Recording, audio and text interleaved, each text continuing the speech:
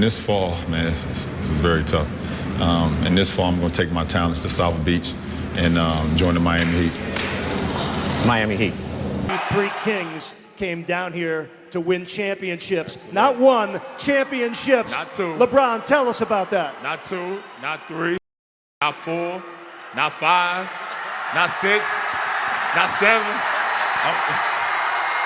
Hey. Let it finish. Dirk going left. Seems like the way we started the playoffs, wasn't it? Dirk was Buck. Buck is when internal artistry meets physical expression. Ball game. The Dallas Mavericks win the NBA championship. Mark Cuban and the Dallas bench loving it. Right after the game ended, Dirk emotional. He went to the locker room very quickly. Wade, LeBron, and the Heat, they walk off in defeat. Final score, 105. To me, the 2011 championship loss against the Mavericks was the biggest blunder in LeBron James' career. Ain't no way they were supposed to lose to the Mavericks. The Miami Heat at the time was a more amplified super team version of the Boston Celtics with the big 3. You know, you had KG, Ray Allen, and Paul Pierce. To me, that championship loss hurt LeBron's case for ever being better than Michael Jordan the most.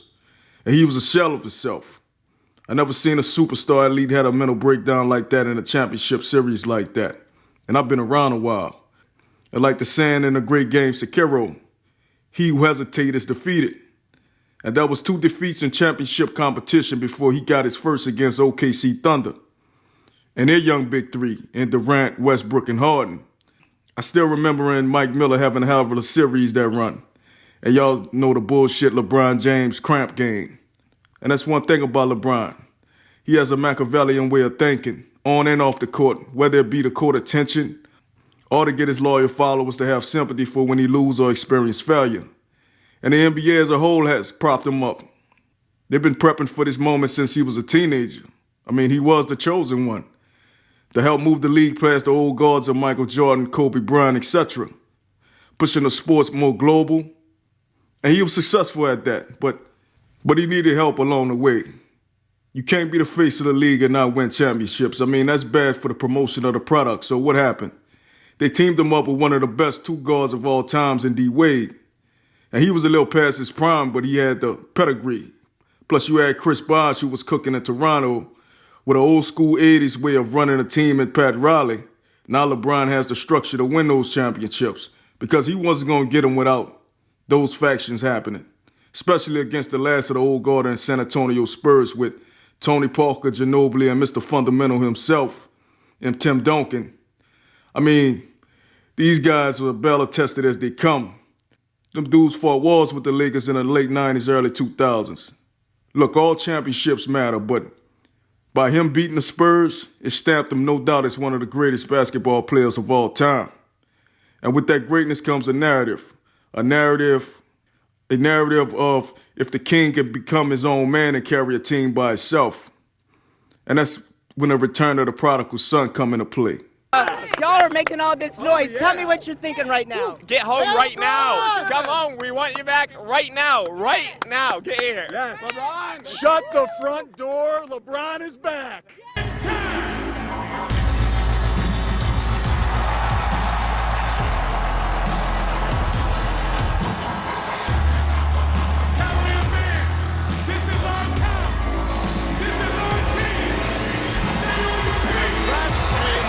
Sports fans here in Cleveland will cherish the return of LeBron.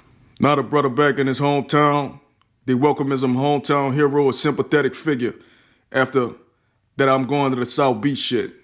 He's vowing to bring a chip home, and despite what people say, man, the Cavs was loaded, bro.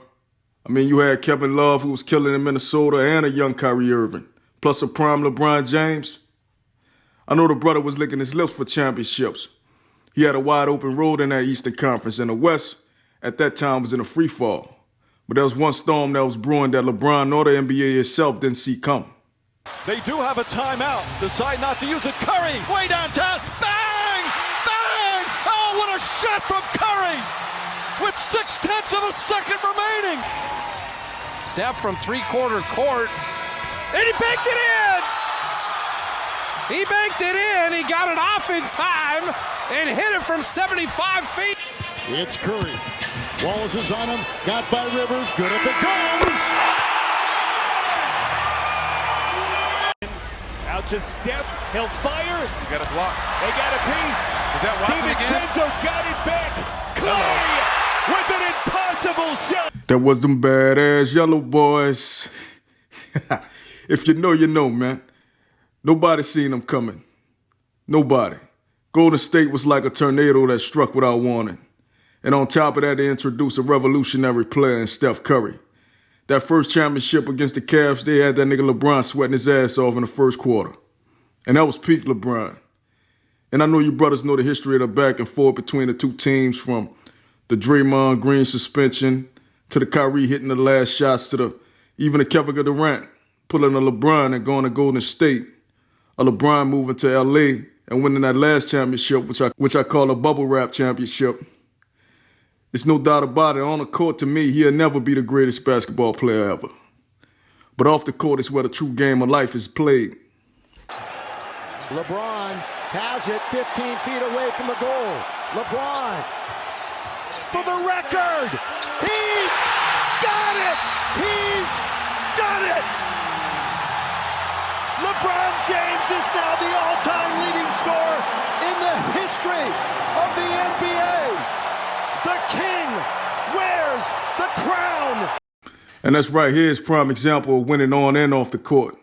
Some men are blessed with money. Some are just blessed with family. Some don't have neither, but the Most High blessed LeBron with both. And I know a lot of you fanboys idolize these athletes and ball players, but one thing you could take from this athlete or LeBron James is the importance of taking care of your family. Yeah, he's a billionaire and he's the king on the court, but you're the king of yourself and of your household. Legacy is more than shooting a damn basketball for a living. It's about building for the next generation. In LeBron's case, is Bronny and Bryce and a baby girl. Sons tend to give you motivation and drive, but daughters tend to give you perspective. And then that sums up to one of the most important pieces, the wife, Savannah James. And like I tell you niggas all the time, man, one of the best or worst investments a man can make in his life is the woman he chooses to have children with. Either she's a liability or an asset, a burden or a peace of mind. For example, look at all the dumbass athletes that's knocked up IG models and prostitutes. Like I said in the Zion Williamson video, dealing with those types of women is bad for business. I'm sure if LeBron took that route, he had never been the face of the NBA or even accumulated $1 billion net worth. And let's be real, I mean, I'm sure LeBron has his concubines and side bitches on the side. I mean, he is the king, right? Plus, he's a man with means. And I'm also sure the NBA and Nike help him do his thing on the low and help the nigga keep it low profile and respectful. Because he is a $1 billion brand. And part of that brand is the image of a family man. So I get that. And that's when I give props to the wife, Savannah. I'm sure she knows where all the bones lie. Bones that could split the empire apart. But she's loyal to the family and the family structure. And that's why I call her asset. All right, fans, take a look at the video board for the Microsoft Play of the Day.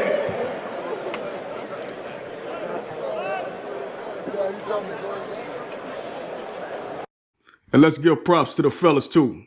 The posse with Phil Jackson says, as I said before, in this society, they want the black man to compete to destroy each other than to compete to build with each other. And you can love LeBron or hate him, but he put his partners, men of color, in position of strength. Whether it be Randy Mims, who runs his day-to-day, to Rich Paul and Clutch Sports, to Mav Carter and entertainment business. This thing is bigger than basketball. Bigger than dunking a ball in a hoop, man. But that's the thing. Our people expect rich athletes to save us as a people. LeBron James is not responsible for the state of affairs of black people. He's responsible for his family and his circle of friends. Niggas love to dig in the next man's pockets instead of relying on themselves and building their own. But we can't help that because they teach us to idolize these entertainers, man. And LeBron knows that. That's why he plays the roles of that sympathetic figure that I talked about earlier, just to please the black audience. I know people get tired of hearing me say it, but we are scared as black people in America. Black men, black women, black kids, we are terrified. Because you don't know. You have no idea. You have no idea how that cop that day left the house. That's what I mean, man. It's Machiavellian as they come. A banal athlete that goes woke just to fit in with the average man of color struggle. And it's weak on his part, but I understand it. It's called controlled opposition, and it's unfortunate because the majority of the black Americans that reach this level of wealth are either athletes or entertainers, not CEOs. They don't sell a product. They are the product that's being sold. And LeBron understands that. He signed a lifetime $1 billion contract. So not only he's a product of the NBA, he's a product of Nike. And who owns the NBA and Nike? China. The nigga a black revolutionary when it comes to American politics, but he's tight-lipped when it comes to communist country that manufacture his shoes out of sweatshops. LeBron is the product. Basketball and sneaker culture is huge in the Asian markets. So if he ever wants to own an NBA team, he knows what topics to stay away from. And you got to give it to him. I mean, the brother's been a good ambassador, great ambassador. There's no doubt in my mind that he'll own an NBA team after he retire. With 20 plus years in the NBA, multiple championships, all-time scoring leader, it's obvious the King reign is coming to an end though. But there'll never be another player like LeBron James, the way he carried the league on and off the court. And that's why it's so difficult for the NBA to find his next heir apparent. They tried pushing Zion, but he likes food and coochie more. And you have Ja Morant. He wants to be a drill rapper. Not only does the NBA has a problem with the departure of the King James and low ratings, the league is full of baby-fied entitled, overpaid ball players. Why would they want to be the next LeBron when they cool with a $100 million contract? So peep this. Now the NBA will slowly push foreign players as the new face of the league and slowly phase out the African-American players as such. And that's a testament to LeBron. He would have crowned well. From a teenager in the league to a grown man and father that's about to exit the league. He's the last king of the NBA. But the GOAT? I don't know, man. That's up for debate, but for sure, I'll be with y'all next time.